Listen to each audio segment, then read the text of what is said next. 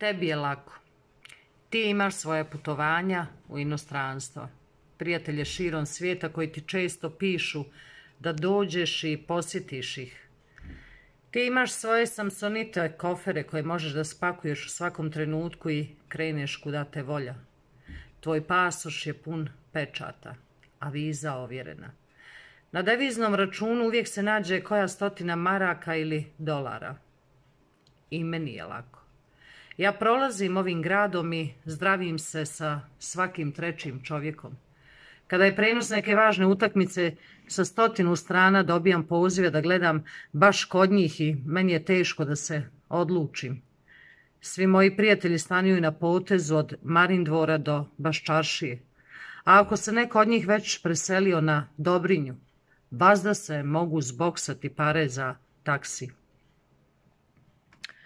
Ti imaš svoja buđenja, svoju jutarnju toaletu. Doručak uz Vedgvordov pribor za čaj, aerobik, pune ormare haljina i teške dileme šta da obučeš.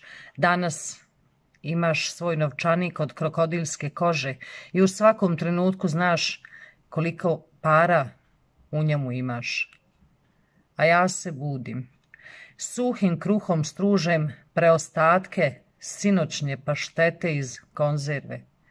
Perem zube solju. Dugo buljim u svoje lice u ogledalu i jedva nalazim neke sličnosti sa samim sobom. Oblačim jedinu čistu košulju i trkeljam džepove da vidim koliko mi je para ostalo od sinoć. Vazda se nešto nađe. Tvoj dan je planiran. Ti znaš šta treba da obaviš danas. Otići ćeš do biblioteke, do fakulteta, slikati se za tramvajsku kartu, posjetiti zubara koji će konstatovati da je sa tvojim zubima sve u redu. Sjedit ćeš s prijateljicama u kolegijumu artistikumu, piti kafu i tiho voditi neke razgovore, koji su nama muškarcima nedokučivi i za koje bismo pare dali da ih bar jednom prislušnemo. I ja ću izaći iz kuće i zamisliti se malo kuda da krenem, niz Kranjčevićevu ili Tvrtkovu. Hodat ću žustro, kao da negdje strašno žurim i kao da me negdje čeka neki neodložan posao. A u stvari pojma neću imati kud sam krenuo. Sjetit ću se da sam ti obećao da ću danas svakako otići zubaru, a onda ću to odmah bez imalo griže savjesti zaboraviti. Sjedit ću negdje sa svojim prijateljima i pričat ćemo o vama, ženama. A vama bi bilo bolje da nikada ne čujete šta se tom prilikom izgovori. Tebe čeka ručak kod kuće, izvođenje rasnog psa u šetnju, kreativni popodnevni odmor, pripreme za večerašnji izlazak, za sastanak sa mnom.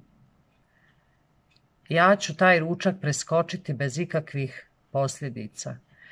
Neko će me izvesti iz takta. Otići ću kući i svaliti se kao mrtvo tijelo na krevet, koji još od jutros stoji neraspremljen.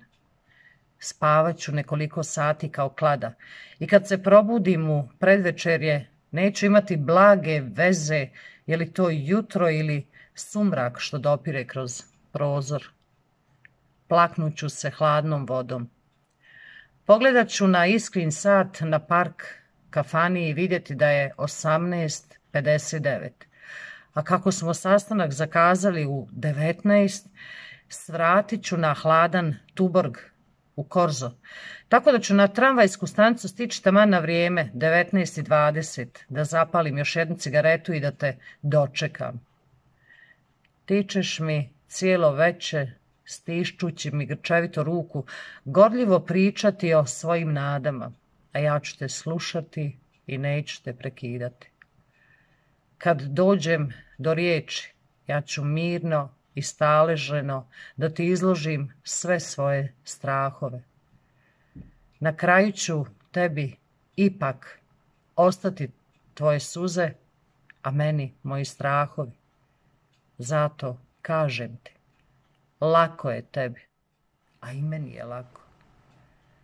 Ali teško nama zajedno.